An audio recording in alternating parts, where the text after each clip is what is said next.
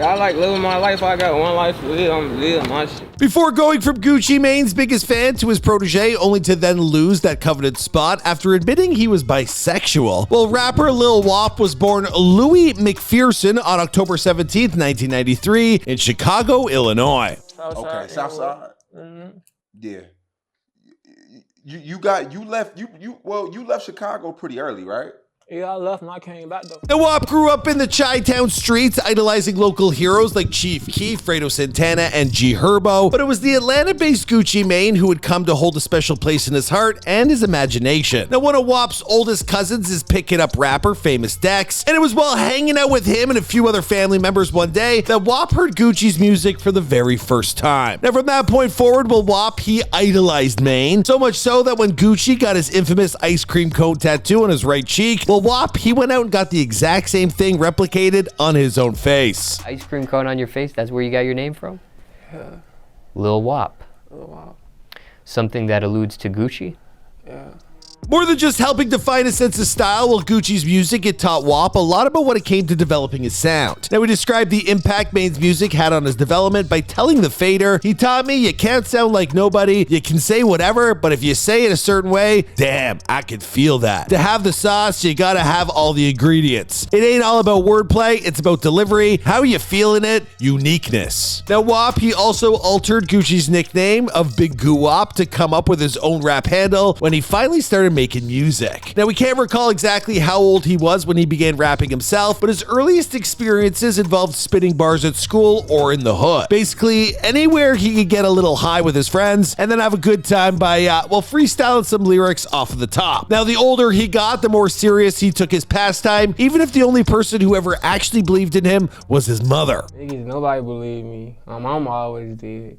So she's nobody else believed me though. So she's Once he was in his early 20s, Wop, he was tired of serving time in jail, so he stepped up his recording habits and he began uploading tracks online. Then in 2016, he moved to Atlanta on the suggestion of his little brother, and he dedicated himself to recording and shooting videos as often as possible. After arriving in Atlanta, Lil Wop, he spent the next few months in the booth recording his 3-track mixtape, Wopster, which dropped in December of 2016. Now, that project earned him some of his first widespread recognition, but it would be another year yet until he achieved his big break thanks to the single Lost My Mind off his 4th project, Woppavilly #2. Now, Lost My Mind was such a huge hit that before long it found its way to Gucci Mane, who loved the track so much that he signed Lil Wop to his Interscope imprint, 1017 Eskimos, before collaborating with him on a single titled Paid in Full. Now, Wop would cap off the biggest year of his career with the release of Woppavilly 3 at the end of 2017, which not only included his popular collab with Gucci, but it also cemented his style as a unique blend of sound, just like, he kind of woke up, mixed in with some zonked out nonchalance that blurs together into a surprisingly coherent fashion. Just don't call it mumble rap. Lil Wop, he don't like that. They need to get help. It's not no mumble rap.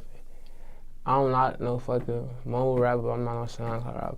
Now, for the next few years, Wop would continue to drop music at a prolific rate. In 2018, he released 2 mixtapes, including the 4th and final chapter to his Woppavilly series, as well as Silent Hill, which innovatively featured 2 tracks with long stretches of silence so that aspiring MCs, they could contribute their own verse to the music. From 2019 to 2021, Wop, he dropped 8 further mixtapes and EPs. Once that creative explosion came to an end, however, he realized that he had something much bigger he needed to get off his chest. In February of 2022, Lil Wop, he dropped the music video to his single titled Glow, and then commemorated Valentine's Day that year with a selfie posted to Instagram. But this wasn't just any selfie. No. In it, Wop, he could be seen wearing a white t-shirt rolled up to resemble a crop top, and he had his half-bleached hair pulled into pigtails. Now, this presented a very feminine side to his appearance for, the very first time. Elsewhere in the description, Wop made the point of his post crystal clear, coming out as bisexual. He wrote, "I'm bisexual, I like guys and girls, it's WE." Now, as tends to be the case when a story like this hits the internet, especially when it pertains to hip-hop, the response, it was mixed. Now, while many of Wop's fans showered him in support, some immediately questioned the authenticity of the post, assuming that the rapper had been hacked, or perhaps that he had even lost a bet. Now, not wanting there to be any confusion on the matter, Wop, he wasted no time with a follow-up comment where he stated that he has not been hacked, and he added, I'm gay. I don't give a fuck what anybody think for real. Now, during a subsequent interview with the folks over at Say Cheese, Lil Wop would dive further into this revelation by revealing that he's attracted to certain types of transgender and,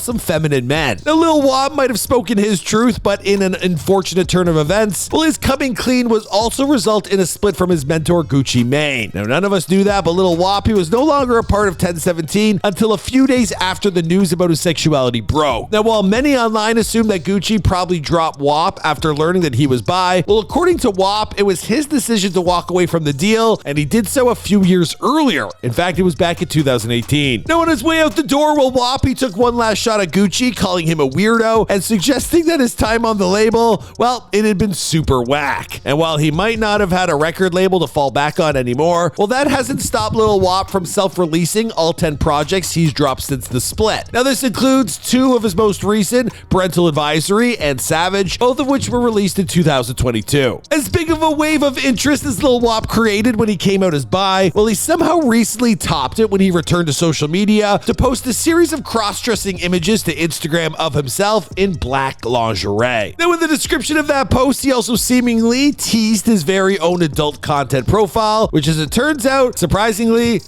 is actually a real thing. Now, in the description of one of those posts, he writes, "In the transition into becoming a full transgender." Now, whether or not that's actually what's happening here, however, hasn't been confirmed. Maybe the popularity of these pictures will embolden Lil Wop to start producing content for his adult profile, and he'll pivot into content creation as opposed to music. We'll just have to wait and see which direction his career goes from here. After all, this has been before they're famous. Thanks for checking out today's video, guys. Sorry, that one kind of weirded me out a little bit. Anyway, I have a question for you guys. Does knowing the sexuality of an artist influence the way you perceive them for their work? Let me know in the comments down below. My name's Michael McCredden, and as we've been doing recently, we're going to drop a previously uploaded video to the end of this one. So I guess we'll go with someone like Young Thug or D-Baby. The D-Baby video actually did quite well. Let me know who you want me to feature next, as always, in the comments down below. And I'm working on like a 10-minute video to get back in touch with my audience, because I really feel like we've lost connection, and I got a lot of stuff to share, so that I'm going to be filming today, coming soon.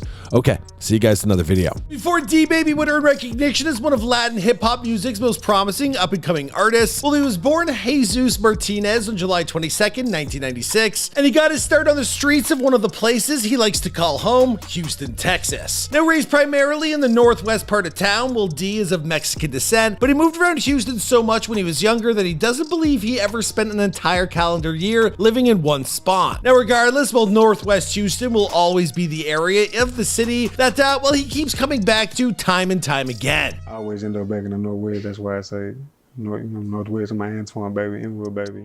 Now, as a kid, D was raised in a single-parent household by his mother, who looked after not only him, but his 2 other siblings as well. Now, serving in the role of both mother and father, D's mom, she did everything she could to make sure her kids were provided for, including working long hours that prevented her from being around as much as her kids would have, no doubt liked, right? Ma, where are you? Meatloaf! No ma. Left much to his own devices, D-Baby was forced to adapt to his environment in order to survive. In point of fact, D likes to compare his childhood to the idea of a tiger who was raised in a zoo but was then released back into the wild. Now, the lion might not have any idea how to survive at first, but if it wants to continue living, it sure as heck better figure things out fast. And that's what D was forced to do just as a kid. We adapt, we take over, we take charge, we make it out from where we gotta make it out. Now, music first entered D's life thanks in large part to his uncle. Now, whenever D got the chance to stop by his grandma's place, he'd find his uncle also there, hanging out with his crew, smoking and listening to music out in the garage. Now, one day, he joined in with his uncle and his buddies while they were rapping over top of a DJ Screw mix. Caught up in the energy of the music, D started going bar for bar with everyone else. Now, from that point forward, he was hooked on rapping, and he began exploring the music of other artists like Big Hawk, Lil Keke, and Snoop Dogg Double G. After absorbing the game of hip-hop music from this collective of different sources, it wouldn't be long before D-Baby began planning how to carve out a respectful corner of the industry all for himself. Every noteworthy musical artist needs a sound to call their own, and for D-Baby, that became his unique use of a melodic auto-tune that blankets his voice to more effectively allow him to pour out his pain. But sometimes, it takes a little bit of time for an artist to find their voice, and that was no different for D-Baby. Now, he released some of his earliest work under the name of Coke Boy D, along with the collaborator Little Rich. Now, after a couple of years refining his sound, Coke Boy D, he would be switched out for the much simpler and arguably less controversial name, of course, we now know as D Baby. Now, one of the first songs he ever dropped under that moniker, well, it was a track 2 AM back in 2019. Now, from there, he'd continue consistently releasing one new song after the next until he wound up earning some early recognition off the back of a little ditty titled D&D. Now, that single in particular, it drove into a tumultuous period of D's earlier life when there was, he was in the wrong place at the wrong time and sent away for an unlawful possession of a firearm, possession of marijuana, and accusations of driving around in a stolen Bentley. Now, while he was sitting at the police station that night, waiting to get bailed out by his friends, well, D, he came up with the lyrics to D&D on the spot. Now, ever since breaking into the industry, there have been one comparison that D Baby has heard time and time again, naming that his music and style, well, it's reminiscent of Kevin Gates. Hell, even Kevin Gates himself, he's referred to D Baby as the Mexican Gates. Sometimes when an artist is tied so closely with an already established superstar, well, it can annoy them rather than flatter them. But for D Baby, that just simply isn't the case. As a big fan of Gates' music, well, he's honored by the comparison, and well, there are a few other legends in the industry that he'd rather be mentioned with in the same breath. Not afraid at all to mention that I look up to him as a role model. I love his work, you know what I'm saying?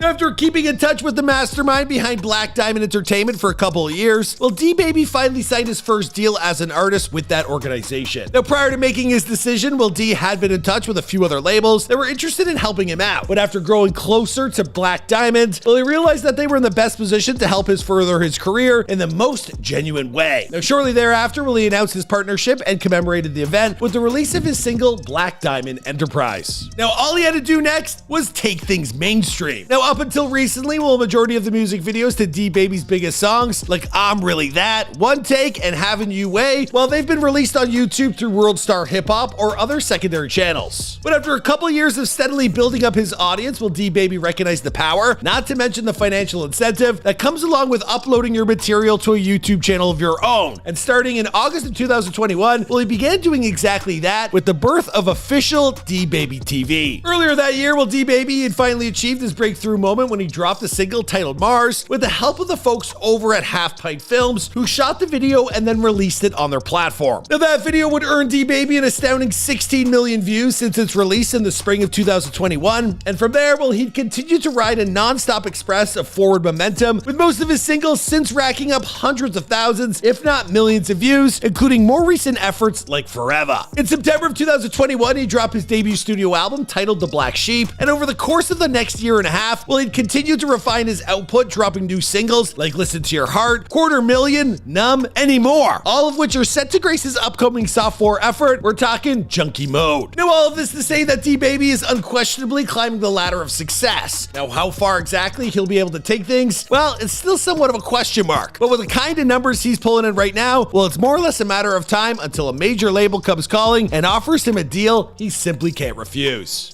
Be afraid to say no. Yeah, sure. I thought you were about to ask me what would I tell him. That's what I was going to tell him. Will Junkie Mode become the project that officially announces D Baby as the next big thing in hip hop? Well, I guess we'll just have to wait and see. After all, this has been before they're famous. Before I leave you guys, I do have a question for you. What type of an impact has an uncle or aunt ever made on your own life? I know one of my aunts is like my second mom, but I'd love to hear from you in the comments down below. Also, we like to roll like another video that we've made that's similar. I would suggest DJ Screw, but I think his record label took it down. Seriously, but that video blew up. Houston, Texas. And who else you guys got? Johnny Dang. You got some stars, man. Megan Thee Stallion. Anyway, we're gonna leave you with our recent episode of OGZ. Hope you enjoy it. See you guys in another video. Boom!